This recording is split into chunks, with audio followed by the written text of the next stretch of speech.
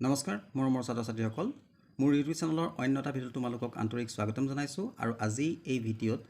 মই তোমালোকক একাদশ শ্ৰেণীৰ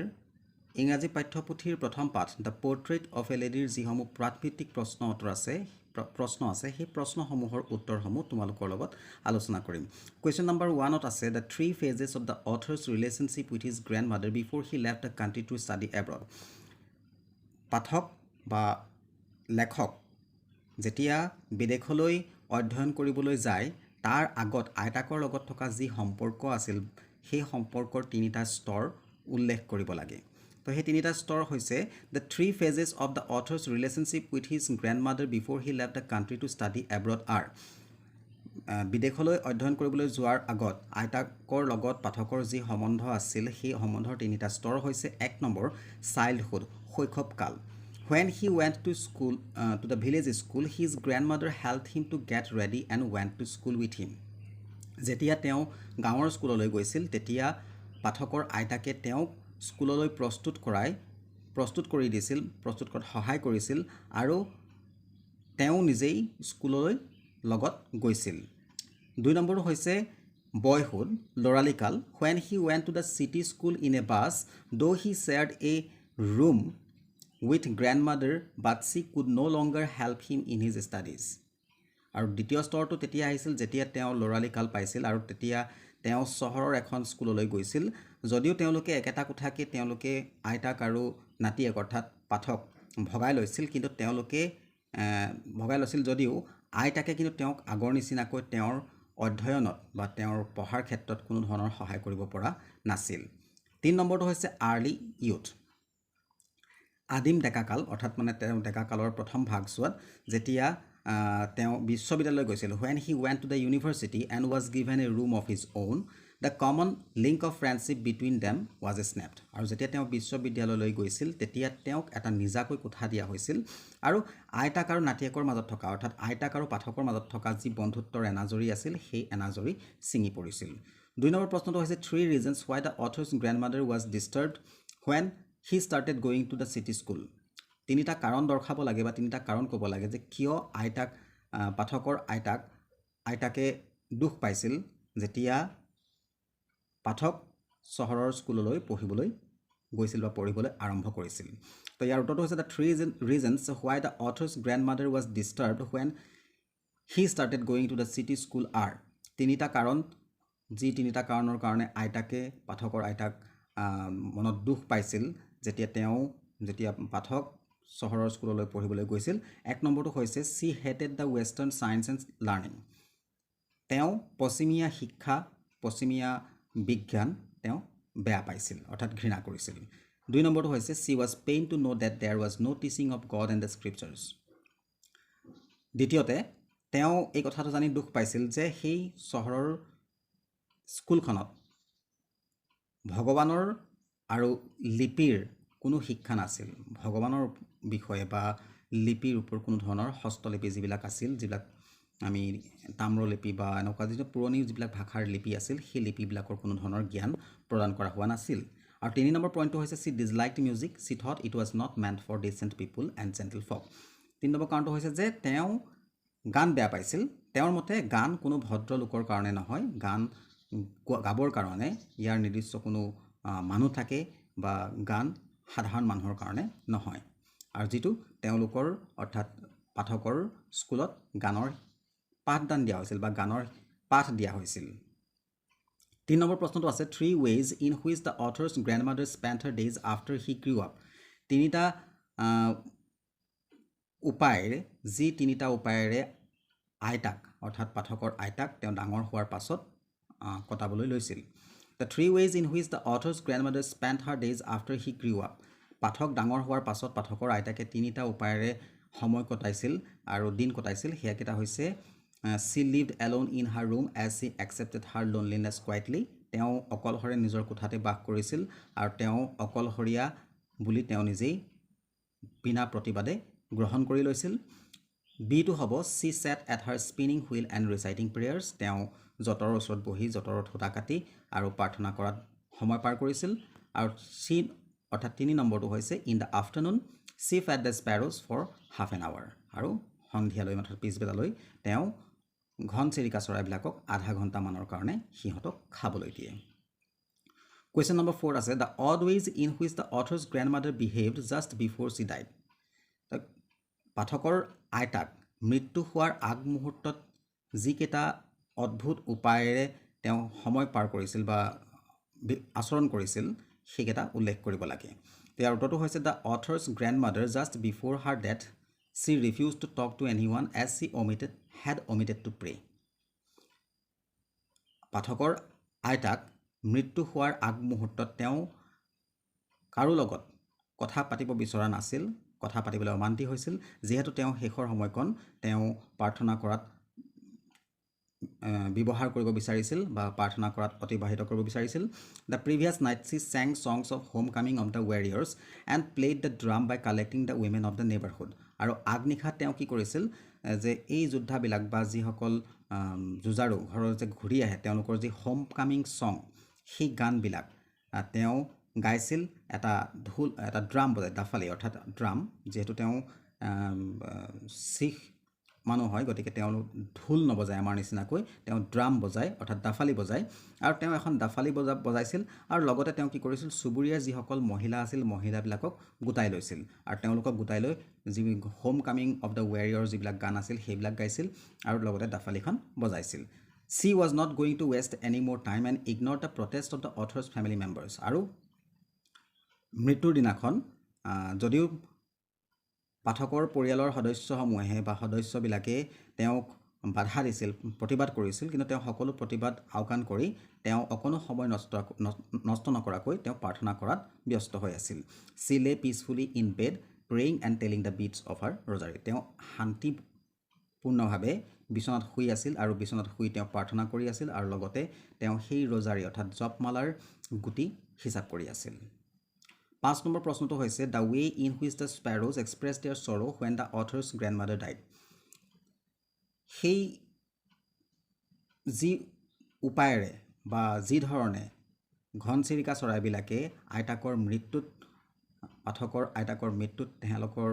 দুখ প্ৰকাশ কৰিছিল সেই দুখ প্ৰকাশ কৰাত তেওঁলোকৰ সেই উপায়টো বা সেই যি পদ্ধতিৰে কৰিছিল হেতু উল্লেখ কৰিব লাগে তো ইয়াৰ উত্তৰটো হৈছে when the author's grandmother died thousands of sparrows sat silently surrounding the dead body যেতিয়া পাঠকৰ আইতাকৰ মৃত্যু হৈছিল হাজাৰ হাজাৰ ঘনচিৰিকা চৰাই সেই মৃতদেহটোৰ চাৰিওকাষে অতি মৌনতাৰে অৰ্থাৎ কোনো ধৰণৰ হাই উৰুমি নকৰাকৈ সিহঁত বহি আছিল there was no chirping among them সিহঁতৰ মাজত কোনো ধৰণৰ চিঞনি নাছিল আসলে চৰাইবিলাকে কোনো ধৰণৰ মাত বুল কৰা নাছিল the author's mother threw some crumbs of bread to them আৰু পাঠকৰ মাকে ঘনচিৰিকা চৰাইবোৰলৈ কিছুমান ব্ৰেডৰ টুকুৰা দলিয়াই দিছিল they took no notice of them কিন্তু সিহঁতে সেই ব্ৰেডৰ যি গুৰি বা টুকুৰা সেইবিলাকত অকনো ভ্ৰুক্ষেপ কৰা নাছিল তেওঁলোকে লক্ষ্য কৰা নাছিল as soon as the grandmother's corpse was carried off they flew away quietly আৰু আইতাৰ মৃতদেহটো কৰ্পছ অৰ্থাৎ মৃতদেহ হয় আৰু আইতাৰ মৃতদেহটো কঢ়িয়াই লৈ যোৱাৰ পাছত সিহঁতে তাৰ পৰা মনে মনে উৰা মাৰি গুচি গ'ল That's how the sparrows expressed their sorrow আৰু এনেকৈ ঘনচিৰিকা চৰাইবিলাকে তেওঁলোকৰ দুখ প্ৰকাশ কৰিলে নেক্সট কুৱেশ্যনটো আছে the thought was almost revolting এই বাক্যটোৰ অৰ্থটো প্ৰকাশ কৰিব লাগে তো ইয়াৰ অৰ্থটো হৈছে the thought was that the author's grandmother was once young and pretty creates a doubt in the mind of the author ঠিক আছে the thought was almost revolting এই চিন্তাটো বা ভাৱনাটো প্ৰায় বিদ্ৰোহী বা প্ৰায় বিদ্ৰোহজনক এইকাৰণে কৈছিল কাৰণ পাঠকৰ যি আইতাক আছিল আইতাক যে এক সময়ত গাভৰু আৰু ধুনীয়া আছিল এই কথাটো পাঠকৰ মনত এটা সন্দেহৰ সৃষ্টি কৰিছিল he found it too hard to believe আৰু তেওঁ এই কথাটো বিশ্বাস কৰিবলৈ বৰ কঠিন পাইছিল বা কষ্ট পাইছিল as he had always seen her in the same old and wrinkled physical condition for the last 20 years যেহেতু তেওঁ যোৱা 20 বছৰ ধৰি তেওঁ সেই আইতাকক একেই বৃদ্ধ আৰু সাল হতুৰা পৰা যি শাৰীৰিক অৱস্থা সেই একে অৱস্থাতে তেওঁ দেখা পাই আহিছে নেক্সট কুৱেশ্যনটো আছে যে an expanse of pure white serenity ইয়াৰ অৰ্থটো কি তো it refers to the calm peaceful and serene character and conduct of the author's grandmother এই বাক্যশাৰীয়ে an expanse of pure white serenity এই বাক্যশাৰীয়ে পাঠকৰ আইতাকৰ যি শান্তিময় আৰু এটা সমৃদ্ধ চৰিত্ৰৰ কথা কৈছে আইতাকৰ যি কণ্ডাক্ট আইতাকৰ যি আচাৰ ব্যৱহাৰ সেই আচাৰ ব্যৱহাৰৰ কথা কোৱা হৈছে she is compared to the peaceful winter landscape in the mountains আৰু তেওঁক ঠাণ্ডা দিনৰ পাহাৰীয়া অঞ্চলৰ এটা ভূখণ্ডৰ লগত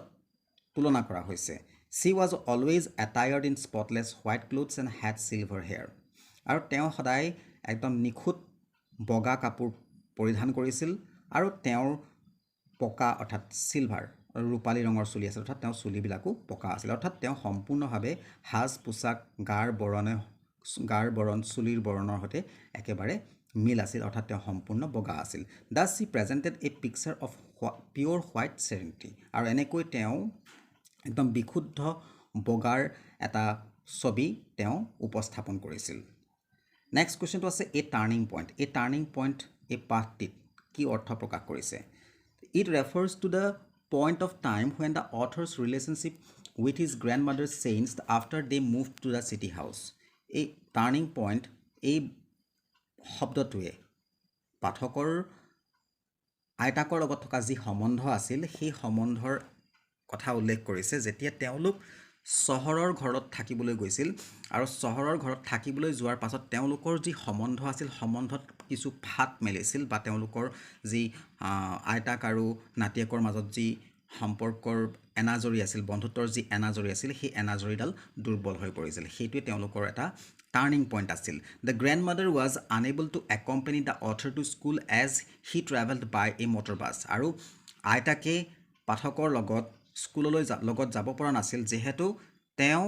এখন মটৰ বাছত স্কুললৈ গৈছিল মোৰ over she was unable to help him in his lessons তাৰ উপৰি আইতাকে পাঠকক তেওঁৰ পাঠবোৰত সহায় কৰিব পৰা নাছিল তেওঁ পাঠবিলাকত তেওঁ সহায় কৰিবলৈ অপৰাগ আছিল although they shared the same room a sort of distancing occurred between their relationship যদিও তেওঁলোকে একেটা কোঠাতে বাস কৰিছিল একেটা কোঠালিতে তেওঁলোক আছিল তথাপিও তেওঁলোকৰ মাজত এক প্ৰকাৰৰ সম্পৰ্কৰ মাজত সম্বন্ধৰ মাজত এক প্ৰকাৰৰ দূৰত্ব আহি পৰিছিল তো এইটোৱে আছিল টাৰ্ণিং পইণ্ট শব্দটোৰ অৰ্থ নেক্সট কুৱেশ্যনটো আছে একচেপ্টেড হাৰ সেক্লুজন উইথ ৰেজিগনেশ্যন তো এই বাক্যশাৰীৰ পাঠটোত কি বুজাইছে আমি হেতু ক'ব লাগে তো this shows the author's grandmother's passive submission to her secluded life after she gradually loses touch with her grandson তো এই বাক্যশাৰীয়ে এইটো বুজাইছে যে যেতিয়া তেওঁৰ নাতিয়েকৰ লগত যি সম্পৰ্ক আছিল যি টাচ আছিল মানে অৰ্থাৎ এইটো বুজাইছে যে তেওঁৰ লগত যি সহজে আজা আছিল তেওঁৰ লগত কৰবালৈ গৈছিল আগত গাঁৱত থাকোতে স্কুললৈ গৈছিল তেওঁক গা ধুৱাই দিছিল স্কুলৰ কাৰণে প্ৰস্তুত কৰাইছিল সেই কামখিনি কৰিব নোৱাৰা হ'ল অৰ্থাৎ নাতিয়েকৰ পৰা অলপ আতৰ হৈ আহিব লগা হৈছিল আৰু আতৰ হৈ আহাৰ পাছত তেওঁ আইতাকে নিজকে অকলশৰীয়া বুলি গণ্য কৰি ল'লে when the author was given a room of his own the common link of friendship between them was snapped আৰু যেতিয়া পাঠকক তেওঁ নিজাববীয়াকৈ এটা কোঠা দিয়া হৈছিল এটা ৰুম দিয়া হৈছিল তেওঁক অধ্যয়নৰ কাৰণে তেতিয়া আইতাক আৰু পাঠকৰ মাজত থকা যি বন্ধুত্বৰ এনাজৰি আছিল সেই এনাজৰিডাল ছিঙি পৰিছিল বা অৰ্থাৎ ছিগি গৈছিল তাৰ মাজত ফাট আহিছিল however the grandmother accepted her fate without any complaint যি কি নহওক কিন্তু আইতাই তেওঁৰ নিজৰ ভাগ্যক বিনা প্ৰতিবাদে অৰ্থাৎ বিনা প্ৰতিবাদ নহয় আসলতে কোনো ধৰণৰ আপত্তি নকৰাকৈ বিনা আপত্তিত তেওঁ গ্ৰহণ কৰি লৈছিল since then she rarely talked to anyone in the house and was always busy spinning the wheel and reciting her prayers আৰু তেতিয়াৰে পৰা আইতাকে খুব কাটচিতহে কেতিয়াবা কাৰোবাৰ লগত ঘৰত কথা পাতে আৰু প্ৰায় তেওঁ কি হৈছিল সেই জতৰটো লগতে ব্যস্ত হৈ আছিল আৰু তেওঁ প্ৰাৰ্থনা কৰাত ব্যস্ত হৈ আছিল she relaxed only when she fed the sparrows তেওঁ যেতিয়া সেই ঘনচিৰিকা চৰাই আমি ঘনচিৰিকাও ক'ব পাৰোঁ ঘৰচিৰিকাও ক'ব পাৰোঁ যে সেই ঘনচিৰিকা চৰাইবোৰক যেতিয়া পাছবেলা তেওঁ খাবলৈ দিছিল সেই সময়তে তেওঁ অকণমান আৰাম কৰিছিল নেক্সট কুৱেশ্যনটো আছে এ ভেৰিটেবল বেডলেম অফ চাৰ্পিংছ এই বাক্যশাৰীয়ে পাঠটোত কি বুজাইছে it refers to the noise confusion and chaos caused by the chirping of the sparrows who scattered and buzzed around the author's grandmother. The grandmother sat in the veranda and broke the bread into crumbs and threw it to the sparrows. Hundreds of sparrows collected around her and created a noisy atmosphere by their continuous chirping. So, ইয়াৰ অৰ্থ এইটোৱে যে এই ভেৰিটেবল বেডলেম of চাৰ্পিংছ বাক্যটো এইটো বুজাইছে যে সেই ঘৰচিৰিকা চৰাইবিলাকৰ যি হুলস্থুল সিহঁতৰ মাজত থকা যি হাই হুলস্থুল কাজিয়া আৰু সিহঁতৰ চিঞৰ বাখৰ যিবিলাক ঘৰচিৰিকা চৰাই আহি আইতাৰ কাষত মানে পাঠকৰ আইতাকৰ কাষত বহি কোনোবাই সিহঁতৰ আইতাকৰ গাত উঠিছিল, হাতত উঠিছিল, কোনোবাই মূৰত উঠিছিল, কান্ধত উঠিছিল। তো এনেকৈ উঠি হুলস্থুলী এটা পৰিৱেশ সৃষ্টি কৰিছিল। আৰু আইতাই যেতিয়া বাৰান্দাত বহি সিহঁতক সেই ব্ৰেডৰ টুকুৰাবিলাক ভাঙি ভাঙি খাবলৈ দলিয়াই দিছিল, তেতিয়া ঘৰচিৰিকা চৰাই গোট খাইছিল আৰু সেই সকলোবিলাক সেই লগ লাগি একেৰাহে চিঞৰ বাখৰ কৰি এটা হুলস্থুলীয়া পৰিৱেশৰ সৃষ্টি কৰিছিল। এই হুলস্থুলীয়া পৰিৱেশটোকেই এই ভেৰিটেবল বেডলেম অফ চাৰ্পিংছ বুলি কোৱা হৈছে বা বাক্যশাৰীৰ অৰ্থ এইটোৱেই। নেক্সট আছে ফ্ৰিভলাছ ৰিভিউজ। ফ্ৰিভলাছ ৰিভিউজ মানে হৈছে মৰমতে গালি পৰা। তো it refers to the author's grandmother's casual and light hearted reviews to the sparrows. এই বাক্যটোৱে অৰ্থাৎ এই শব্দটোৱে পাঠকৰ যি আইতাকৰ যি সাধাৰণতে মৰম সনা অতি আত্মহাৰা হৈ তেওঁ যেতিয়া ঘৰচিৰিকা চৰাইবিলাকক গালি পাৰিছিল, মৰমতে গালি পাৰিছিল, সেই কথাটো বুজাইছে। She had fun with the sparrows by scolding them for small mistakes. আৰু সৰু সৰু ভুলৰ কাৰণে আইতাই কি কৰিছিল, সিহঁতক গালি পাৰিছিল আৰু গালি পাৰি সিহঁতক আনন্দ লভিছিল। The grandmother had developed a special bond with the sparrows. আৰু আইতাই সেই ঘনচিৰিকা চৰাইবিলাকৰ লগত এক বিশেষ ধৰণৰ এটা সূত্ৰ বা বিশেষ ধৰণৰ এটা এনাজৰী গঢ় লৈ উঠিছিল বা বন্ধুত্ব গঢ় লৈ উঠিছিল। The sparrows came in huge numbers and the grandmother fed them with bread crumbs. আৰু সেই ঘনচিৰিকা চৰাইবিলাক বৃহৎ সংখ্যাত আহিছিল আৰু আইতাই সিহঁতক সৰু সৰু ব্ৰেডৰ টুকুৰা খাবলৈ দিছিল।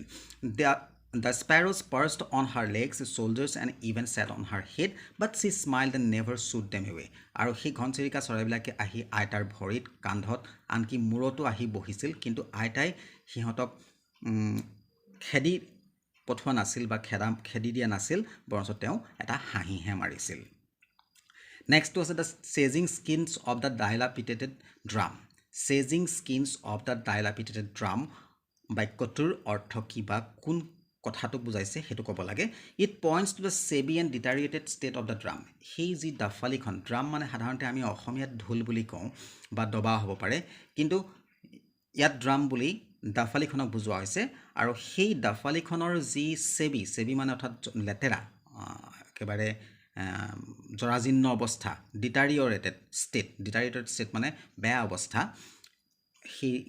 ডাফালিখনৰ অৱস্থাটো বুজোৱা হৈছে। The grandmother celebrated the homecoming of the author by collecting the women of the neighbourhood and getting an old drum. আৰু আইতাই কি কৰিছিল, তেওঁ নাতিয়েক অহা দিনাখন, নাতিয়েক অহাৰ আনন্দত তেওঁ চুবুৰীৰ যিসকল মহিলা আছিল তেওঁলোকক সংগ্ৰহ কৰি এখন পুৰণি ডাফালি আনি তেওঁ কি কৰিছিল, ঘৰতে সেই অথৰ ঘৰলৈ অহাৰ আনন্দত তেওঁ ফূৰ্তি কৰিছিল, তেওঁ গীত গাইছিল। For several hours, she played the worn-out drum and sang the songs related to the homecoming of warriors. আৰু তেওঁ কেইবা ঘণ্টা ধৰি তেওঁ সেই উৱলি যোৱা ডাফালিখন বজাইছিল আৰু তেওঁ ঘৰলৈ যি বিজেতা বা যেতিয়া কোনো সৈনিক ঘৰলৈ ঘূৰি আহে যুদ্ধক্ষেত্ৰৰ পৰা, সেই যুদ্ধক্ষেত্ৰৰ পৰা ঘূৰি অহা যিবিলাক গান, সেই গানসমূহ আইতাই গাইছিল। এবাৰ আণ্ডাৰষ্টেণ্ডিং টেক্সটলৈ আহিছোঁ। প্ৰথম প্ৰশ্নটো আছে যে mention 3 phases of the author's relationship with his grandmother before he left the country to abroad. তো পাঠক বিদেশলৈ যোৱাৰ আগত আইতাকৰ লগত যি সম্পৰ্ক আছিল, যি সম্পৰ্কৰ তিনিটা স্তৰ ক'ব লাগে, তো ইয়াতো অকণমান বহলাই আছে। তো ইয়াৰ উত্তৰটো হৈছে the first phase of the author's relationship with his grandmother was when the author's parents went to live in the city and left him with his grandmother. She looked after him right from waking him up in the morning to getting him ready for school. They were always together and enjoyed a good companionship. প্ৰথম স্তৰটো হৈছে যে পাঠকৰ আইতাকে তেওঁৰ নাতিয়েকক অৰ্থাৎ পাঠকক বা লেখকক যেতিয়া লেখকৰ মাক দেউতাকে চহৰত থাকিবলৈ গৈছিল বা চহৰত থাকিবলৈ লৈছিল, তেতিয়া পাঠকক আইতাকৰ লগত এৰি থৈ গৈছিল আৰু আইতাই তেতিয়া তেওঁক চোৱা চিতা কৰিছিল। আৰু ৰাতিপুৱা শুই উঠাৰ পৰা, ৰাতিপুৱা বিচনাৰ পৰা জগাই দিয়াৰ পৰা তেওঁক স্কুললৈ প্ৰস্তুত কৰালৈকে সেই কামখিনি কৰিছিল। আৰু তাৰ পাছত তেওঁলোক সদায় একেলগে, আইতাক আৰু নাতিয়েক সদায় একেলগে আছিল আৰু সদায় তেওঁলোকে একেলগে থাকি আনন্দ উপভোগ কৰিছিল। The second phase was when the author's parents were comfortably settled in the city and sent for them. দ্বিতীয় ফেজটো তেতিয়া আৰম্ভ হৈছিল যেতিয়া পাঠকৰ মাক দেউতাক চহৰত ভালকৈ থিতাপি লৈছিল আৰু থিতাপি লোৱাৰ পাছত তেওঁলোকক মাতি পঠাইছিল This was the time when the author's relationship with his grandmother changed আৰু এই সময়তে পাঠকৰ আইতাকৰ লগত থকা যি সম্পৰ্ক আছিল সেই সম্পৰ্কৰ সলনি ঘটে The author went to an English medium school পাঠক এখন ইংৰাজী মাধ্যমৰ স্কুললৈ গৈছিল She could no longer accompany him nor could she help him in his studies আইতাক পাঠকৰ লগত আগৰ দৰে গাঁৱৰ স্কুলৰ দৰে তেওঁ চহৰৰ স্কুললৈ আহিব নোৱাৰা হ'ল নাইবা তেওঁৰ পঢ়াৰ ক্ষেত্ৰত অধ্যয়নত তেওঁ কোনো ধৰণৰ সহায় কৰিব নোৱাৰা হ'ল She continued getting him ready for school for some time and asked him about his studies as they shared the same room যেহেতু তেওঁ একেলগে একেটা কোঠাতে বাস কৰিছিল গতিকে কিছু সময়ৰ কাৰণে আইতাকে তেওঁক স্কুলৰ কাৰণে প্ৰস্তুত কৰি দিছিল আৰু প্ৰায় কি কৰিছিল আইতাকে তেওঁক অৰ্থাৎ পাঠকক স্কুলত কি শিকাইছিল কি পঢ়াইছিল সেই কথাবিলাক সুধিছিল She rarely talked to him after learning that he was learning music at school. The friendship weakened slowly between them. আৰু যেতিয়া আইতাকে গম পালে যে পাঠকক স্কুলত গানৰ পাঠ দিয়া হৈছে এই কথাটো গম পোৱাৰ পাছত আইতাই খুব কাটছিতহে তেওঁৰ লগত কথা পাতিছিল আৰু এনেকুৱাতে তেওঁলোকৰ বন্ধুত্বৰ এনাজৰি লাহে লাহে দুৰ্বল হৈ আহিছিল The third phase came when the author moved to the university and was given a room of his own. তৃতীয় ফেজটো তেতিয়া আহিছিল তৃতীয় স্তৰটো তেতিয়া আহিছিল যেতিয়া পাঠক ইউনিভাৰ্চিটি বিশ্ববিদ্যালয়ত পঢ়িবলৈ গৈছিল আৰু তেওঁক এটা নিজাববীয়াকৈ কোঠা দিয়া হৈছিল His grandmother accepted her seclusion with resignation তেতিয়া পাঠকৰ আইতাকে তেওঁ অকলশৰীয়া হোৱাটো তেওঁ নিজেই গ্ৰহণ কৰিছিল আৰু তেওঁ পাঠকৰ প্ৰতি থকা যিখিনি দায়িত্ব আছিল যিখিনি কাম আছিল সেই কামৰ পৰা অব্যাহত লৈছিল অৰ্থাৎ পাঠকক ৰাতিপুৱা জগাই দিয়াৰ পৰা স্কুললৈ প্ৰস্তুত কৰালৈকে যিখিনি কাম আছিল সেইখিনি তেওঁ কাম কৰিবলৈ বাদ দিছিল যেহেতু পাঠকো ডাঙৰ হৈ আহিছিল যেহেতু তেওঁ বিশ্ববিদ্যালয়লৈ গৈছিল আৰু লাহে লাহে তেওঁ সেই কাম এৰি নিজেই অকলশৰীয়াকৈ থাকিবলৈ লৈছিল তেওঁ নিজৰ ভাগ্য বুলি গ্ৰহণ কৰি লৈছিল Mention 3 reasons why the author's grandmother was disturbed when he started going to city school. The author's grandmother was disturbed when he started going to city school because she could not accompany with him to the school as he went to the school in a motor bus. This broke their connection with the author and disturbed her. ইয়াত কৈছে যে তিনিটা কাৰণ উল্লেখ কৰিব লাগে যে পাঠকৰ আইতাকে কিয় অশান্তি পাইছিল বা তেওঁ দুখ পাইছিল যেতিয়া পাঠক চহৰৰ স্কুললৈ পঢ়িবলৈ গৈছিল ইয়াৰ কাৰণটো হৈছে যে যেতিয়া পাঠক চহৰৰ স্কুললৈ পঢ়িবলৈ গৈছিল আইতাকে দুখ পাইছিল কাৰণ প্ৰথম কথাটো হৈছে তেওঁ চহৰৰ স্কুললৈ পাঠকৰ লগত যাব নোৱাৰা হ'ল কাৰণ তেওঁ এখন মটৰ বাছত গৈছিল আৰু দুই নম্বৰ গৈছিল আৰু লগে তেওঁলোকৰ যি বন্ধুত্বৰ পাঠক আৰু আইতাকৰ মাজত যি বন্ধুত্বৰ এনাজৰি আছিল সেয়া লাহেকৈ তেওঁলোকৰ মাজত থকা এনাজৰি লাহেকৈ ছিঙিবলৈ বা ফাট মেলিবলৈ আৰম্ভ কৰিছিল দুই নম্বৰত আছে in the English school গ্ৰেণ্ডমাদাৰ could not help the author with his lessons in English and science because he did not know English or science so she was disturbed দুই নম্বৰ কথাটো এটো হৈছে যে পাঠকৰ সেই ইংৰাজী মাধ্যমৰ যিখন স্কুল আছিল সেই স্কুলখনত তেওঁক ইংৰাজী আৰু বিজ্ঞানৰ কথা শিকোৱা হৈছিল আৰু সেই ইংৰাজী আৰু বিজ্ঞানৰ পাঠবিলাকত আইতাকে সহায় কৰিব পৰা নাছিল কাৰণ যেহেতু তেওঁ ইংৰাজী বা বিজ্ঞান জনা নাছিল এই কথাটো তেওঁ দুখ পাইছিল 3 নম্বৰ পইণ্টটো হৈছে she was unhappy that there was no teaching about God and the scriptures in the school 3 number কথাটো কি যে তেওঁ এই কাৰণে দুখী হৈছিল কাৰণ সেই স্কুলখনত পাঠকক কোনো ধৰণৰ ভগৱান বা লিপিৰ ওপৰত কোনো ধৰণৰ শিক্ষা দিয়া হোৱা নাছিল instead music was being taught at school which was not meant for gentle folks this disturbed her the most আৰু তাৰ পৰিৱৰ্তে স্কুলত গানৰ পাঠ দিয়া হৈছিল যেটো তেওঁৰ মতে সাধাৰণ মানুহৰ কাৰণে নহয় আৰু এই কথাটো তেওঁ আটাইতকৈ বেছি মনত কষ্ট দিছিল বা দুখ দিছিল 3 নম্বৰ কোৱেশ্চনটো আছে যে mention 3 ways in which the author's grandmother spent her days after he grew up পাঠক ডাঙৰ হোৱাৰ পাছত পাঠকৰ আইতাকে তেওঁৰ দিনবিলাক কেনেকৈ কটাইছিল তিনিটা উপায় আমি উল্লেখ কৰিব লাগে the 3 ways in which the author's grandmother spent her days after he grew up were she now spent most of her time at her spinning wheel spinning trade পাঠক ডাঙৰ হোৱাৰ পাছত পাঠকৰ আইতাকে তেওঁ দিনবিলাক এনে ধৰণে অতিবাহিত কৰিছিল তেওঁ এতিয়া বেছিভাগ সময় জতৰত খুটা কাটি কটাই 2 নম্বৰটো হৈছে while spinning she continued reciting her prayers and rarely left her spinning to talk to anyone আৰু তেওঁ খুটা কাটি থাকোতেই তেওঁ প্ৰাৰ্থনাবিলাক গাই আছিল আৰু খুব কাটছিতহে সেই জতৰ এৰি আঁতৰি যায় কাৰোবাৰ লগত কথা পাতিবলৈ 3 নম্বৰ হৈছে during the afternoon she relaxed for a while to feed the sparrows while she sat in the veranda breaking the bread into crumbs hundreds of little sparrows collected around her it used to be the happiest half hour of the day for her পিছবেলা সময়ছোৱাত তেওঁ খন্তেক সময় কি কৰিছিল আৰাম কৰিছিল আৰু সেই সময়ছোৱাত তেওঁ ঘনচিৰিকা চৰাইবিলাকক খাবলৈ দিছিল তেওঁ বাৰান্দাত বহি থাকিয়ে তেওঁ কি কৰিছিল ব্ৰেডবিলাক সৰু সৰু টুকুৰা কৰি ভাঙি দিছিল আৰু সৰু সৰু ঘৰচিৰিকা চৰাই আহি তেওঁৰ চাৰিওকাষে গোট খাইছিল আৰু সেই সময়ছোৱাই আছিল তেওঁৰ কাৰণে দিনটোৰ ভিতৰত আটাইতকৈ সুখী সময়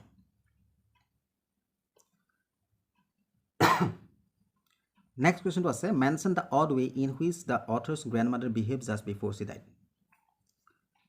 সেই আচহুৱা আচৰণটো বা আইতাকৰ মানে পাঠকৰ আইতাকৰ মৃত্যুৰ আগমুহূৰ্তত তেওঁ যি ধৰণৰ আচহুৱা আচৰণ কৰিছিল সেই আচহুৱা আচৰণটো উল্লেখ কৰিব লাগে Just before the day the grandmother died a change came over her. আইতাকৰ মৃত্যুৰ আগদিনাখন তেওঁৰ এটা পৰিৱৰ্তন আহিল She did not pray. তেওঁ সেইদিনাখন প্ৰাৰ্থনা কৰা নাছিল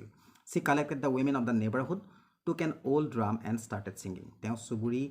সুবুৰীয়াৰ মহিলাসকলক গোটাই এটা পুৰণি দাফালি লৈ তেওঁ গান গাবলৈ আৰম্ভ কৰিলে